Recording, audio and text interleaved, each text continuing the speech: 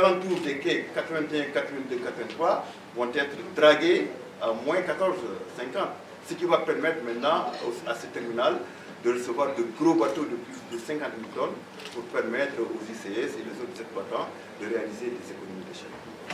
Voilà. Est-ce que vous envisagez des mesures d'accompagnement pour les futurs déguerpis? Quel déguerpi? Il n'y a pas de déguerpi. Ça, c'était les affabulations que les gens font. Il n'y a pas de déguerpi. Il n'y a pas de déguerpi, il n'y a pas de perte d'emploi. Ça, il faudrait qu'on le répète, que les gens le chassent. Vous avez dit que vous envisagez d'évacuer certains sites. D'évacuer certains sites. Non, non, mais ça, c'est au niveau de la zone de pêche. On a parlé de la zone de... Oui, oui, bien sûr. Monsieur le directeur général, une seule question. Est-ce que dans le cadre un peu des perspectives et de l'ambitieux programme que vous avez, est-ce qu'on peut s'attendre à l'arrivée d'autres étrangers, d'autres repreneurs concernant un peu les compagnies? Oui, je vous disais tout à l'heure que ce ne sont pas les plus grands qui vous font plus petit, mais les plus rapides, les plus lents. On ne peut pas aujourd'hui me demander d'aller au sommet de la Tour Eiffel.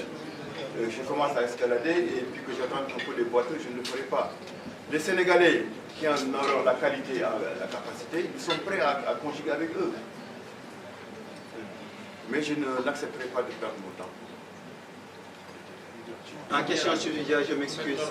Nous avons appris ce matin par presse interposée d'une citation venant de vous et qui vise directement le député Mamadou Lamine Diallo du TECI. Est-ce que vous le confirmez, oui ou non? Je le confirme. Et quelles sont aujourd'hui vos motivations? Mais ça, c'est pas vraiment, c'est pas du tout. Je vous confirme que je lui ai envoyé une citation devant la justice sénégalaise. Il se justifiera devant la justice. Merci. Féliciter le directeur général du port de Dakar pour avoir eu l'idée de rassembler ce matin les acteurs majeurs du monde portuaire. Je pense que la séance qu'on a eue ce matin illustre simplement que le sujet était d'actualité.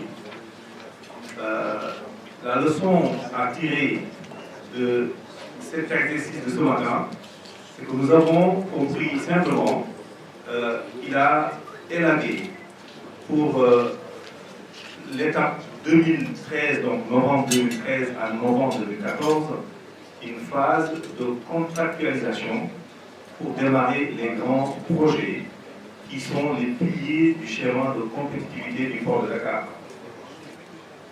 On a écouté avec attention Bolloré donc nous parler du terminal roulier avec un schéma de contractualisation et impliquant du privé sénégalais. Nous avons aussi parcouru avec attention l'exposé de TVS, donc les terminals vraquiers du Sénégal, avec un projet qui est en phase d'exécution. Et nous avons eu la possibilité de vérifier sur le terrain donc un démarrage très avancé du schéma d'exécution de nos projets, avec donc à l'appui une démonstration réelle des schémas d'investissement du matériel investi à date. Nous avons aussi parcouru avec attention ou suivi avec attention le projet de DP World, qui est aussi donc un schéma de concession cohérent qu'on a visité et aussi qui tire le port vers le haut en termes de standards internationaux. Ils nous ont démontré leur niveau de certification avec les normes les plus exigeantes au monde et qui aussi permettent au port de Dakar de pouvoir embarquer des conteneurs qui peuvent débarquer dans les marchés américains sans contrôle préalable. Nous avons aussi suivi avec attention l'exposé d'élevage sur le wharf pétrolier. Donc c'est simplement démontrer aussi à la grande côte opération, donc on a aussi montré les schémas qui sont en train d'exécuter sur le port, c'est dire que les préalables de la compétitivité partent d'abord par des schémas de contractualisation sur des infrastructures majeures. C'est ce qu'a réussi le docteur Kanté avec son équipe. Et aussi, il ne s'arrête pas là. Comprenons simplement aussi que les structures qui ont exposé ce matin ont tous des schémas de participation à plus de 20% avec le secteur privé sénégalais. Pour certains, ils sont partis au-delà des 20% qui sont exigés par la loi TTP. Donc il y a un respect strict des normes en vigueur au Sénégal.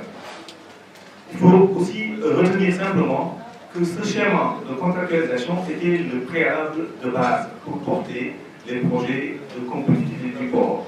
Je reviens sur l'intérêt pour nous, amis, sur le schéma du port. Nous avons vu récemment le Sénégal gagner des places dans le classement Doing Business. Ces places que nous avons gagnées dans le classement Doing Business, nous les valons en partie sur le transport, le commerce transfrontalier.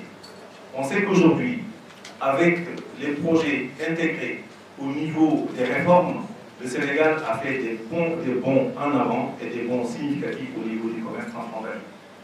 Nous voulons gagner encore des places. Notre ambition, c'est de faire partie du top 100 très prochainement. Donc, on sait aussi que les priorités du Sénégal, c'est améliorer la compétitivité du port et des aéroports sénégalais.